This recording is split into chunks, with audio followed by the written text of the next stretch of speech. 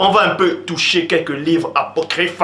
Donc, vous pouvez vérifier dans le livre apocryphe, le titre c'est Le voyage des apôtres. Le voyage des apôtres. Il est dit là, dans ce livre apocryphe, que le Christ n'a jamais été crucifié, mais un autre a pris sa place. Vous voyez? Et maintenant, dans un autre livre apocryphe, c'est-à-dire Apocalypse, conte de Pierre, il est dit, Simon de Cyrène a pris la place du Christ. Vous voyez? Et vice-versa. Donc, on vous dit cela dans le livre apocryphe, c'est-à-dire Apocalypse, conte de Pierre, l'évangile conte de Pierre, que Christ n'était pas mort, mais c'est une autre personne qui a pris sa place, c'est-à-dire Simon de Cyrène a pris la place du Christ. Et c'est-à-dire il a pris l'apparence du Christ et lui on l'a mis sur le bois, sur le poteau. Et Christ lui il a pris l'apparence de Simon de Cyrène et s'est mis sur l'arbre. Bref, on ne va pas trop entrer en détail par rapport à ça. Mais toujours est-il qu'il est aussi dit dans un autre livre apocryphe, les actes de Jean. Il est dit ceci, que Christ dit lui-même qu'il n'a jamais souffert ni transpercé, ni frappé, il n'a jamais été frappé, ni suspendu, ni que son sang a coulé. Donc on vous dit cela dans le livre des actes de Jean, dans le livre apocryphe des actes de Jean, c'est-à-dire l'évangile apocryphe des actes de Jean, que Christ dit lui-même là, dans cet évangile, qu'il n'est jamais mort, c'est-à-dire on ne l'a pas tué, ni crucifié, ni mis sur le bois, ni mis sur le poteau, que Christ n'a pas versé son sang. Il dit lui-même qu'il n'a pas versé le sang, qu'il n'a pas été flagellé, qu'on ne l'a pas tué, qu'on n'a pas... Bref, il n'est pas mort comme vous le pensez. Et que tous ceux qui pensent ainsi, ils ont reçu un esprit de confusion, un esprit d'égarement. Et dans ces livres apocryphes, en fait, on vous dit en fait que la personne qui a été mise à mort à la place de Christ, c'était Simon de Cyrène. Mais tandis que dans d'autres évangiles apocryphes, il est dit que ce n'était pas Simon de Cyrène, que c'était Judas l'Iscariote qui a pris la place de Christ.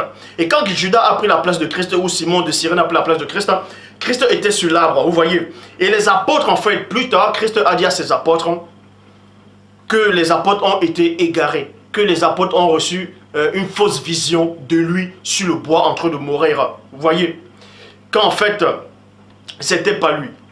Bref, pour ça, on va aller. Vous savez qu'il y a plein de gens maintenant, ils prennent des versets bibliques, ils les tordent comme... ils tordent les versets bibliques pour les donner d'autres sens. Pour ça, je vais aller dans Jean, chapitre 8, au verset 40. Jean 8, 40.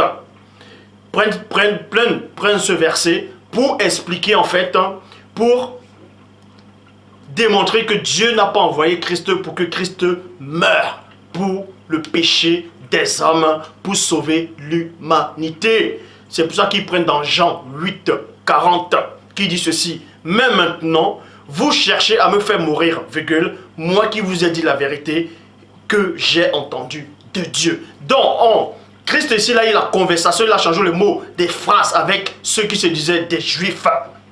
Et Christ, on voulait tuer Christ. Et Christ les a fait comprendre qu'en fait, vous voulez me tuer. Moi qui suis un homme qui vous a apporté la vérité, vous voulez me tuer. Et dans le verset 44, il est dit ceci. Vous avez pour père le diable, virgule, et vous voulez accomplir les désirs de votre père. Il a été meurtrier dès le commencement. Donc en gros, plein explique ce verset-ci que Christ a sorti de sa propre bouche que ces juifs-là voulaient l'assassiner, voulaient le tuer pour accomplir les œuvres de Satan, du diable, les pères. Donc, en prenant ce verset, il vous explique en fait que c'est en voulant tuer Christ, c'est accomplir les désirs du diable. Donc, Dieu n'aurait pas pu envoyer Christ pour que Christ meure. Puisque c'est Satan qui voulait tuer Christ. Pas, en tout cas, pas tous ceux qui croient en lui, par les actes diaboliques. Donc, et ensuite, ils prennent dans Luc chapitre 23 au verset 34 pour expliquer ceci en disant, il est dit, Christ dit, Père, pardonne-leur, car ils ne savent pas ce qu'ils font. Donc je vous pose la question maintenant, à vous qui me regardez ici, je sais que cette vidéo-ci, il y aura plein de vues. Je sais qu'il y aura plein de vues. Bon, donc à toi qui es assis sur ton canapé, qui est assis dans le métro, qui est assis dans ta voiture, qui est assis dans le bus, qui est assis sur ton lit, peu importe où tu te trouves, toi qui es en train de marcher en route actuellement, peu importe dans le pays où tu te trouves actuellement, tu es devant ton light-up, devant ton ordinateur, ton écran ou ton écran plasma, tu es en train de regarder cette vidéo-ci. Moi, j'aimerais te poser une question là actuellement. J'aimerais te poser une question. Explique-moi le verset de Luc, chapitre 23, verset 34. Luc 23, verset 34, où Christ dit, « Père, pardonne-leur, car ils ne savent pas ce qu'ils font. » Donc, Christ vous dit ici, là, en tout cas, selon Luc, que Christ a parlé, il a crié, il s'est adressé au Père Tout-Puissant, en disant, « Père, pardonne-leur. » Mais Christ demande de les pardonner pourquoi? Pardonne-leur de m'avoir tué, ou pardonne-les de m'avoir flagellé, ou pardonne-les de m'avoir mis sur le bois. Si Dieu a réellement envoyé Christ pour que Christ meure, soi-disant, d'autres disent sur la croix, sur le bois, sur le poteau, pourquoi donc ceux qui vont tuer Christ, que ce soit les Juifs avec la complicité des païens, pourquoi en tuant Christ, en le mettant sur le bois, pourquoi Christ demande encore au Père de les pardonner pour cet acte-là qu'ils sont en train d'accomplir, si toutefois Dieu a envoyé Christ pour mourir par là? Est-ce que vous comprenez? Est-ce que vous comprenez? Je sais que le cœur des gens vont battre maintenant. Je sais que plein de gens vont se poser des questions.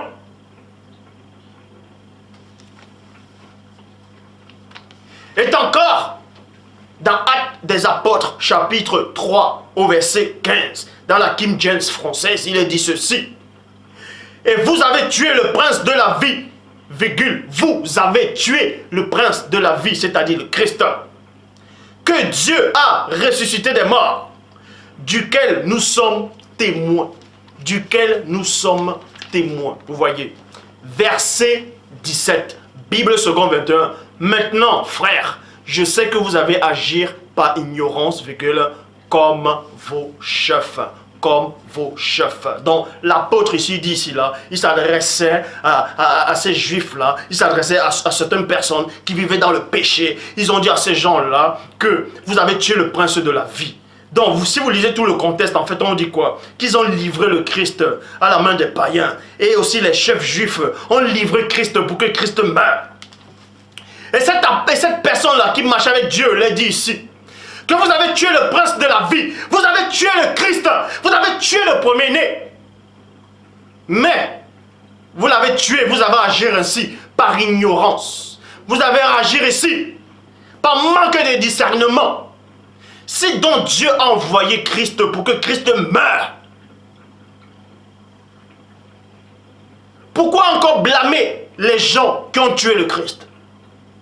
Pourquoi les blâmer encore? Pourquoi les dire encore que vous avez agi par ignorance? Pourquoi Christ demande encore à Père, pardonne-leur, car ils ne savent pas ce qu'ils font? Je sais que vous allez me prendre le verset qui dit éloigne-moi de cette coupe, toutefois que ce ne soit pas ma volonté, que ta volonté soit faite. Mais c'est pour cette heure, c'est pour cette coupe-là que je suis venu boire. Vous allez aussi prendre le verset dans Jean qui dit je donne ma vie afin de la reprendre. Personne ne me le lote. Je la donne de moi-même, car j'ai le pouvoir de la donner. Et j'ai le pouvoir de la reprendre. Tel est l'ordre que j'ai reçu de mon Père. Je sais qu'actuellement, c'est en train de vous bouillonner dans le cœur. Qu'est-ce qu'il est en train de dire? Est-ce qu'il est en train de régner le sacrifice du Fils? Je vous pose juste des questions.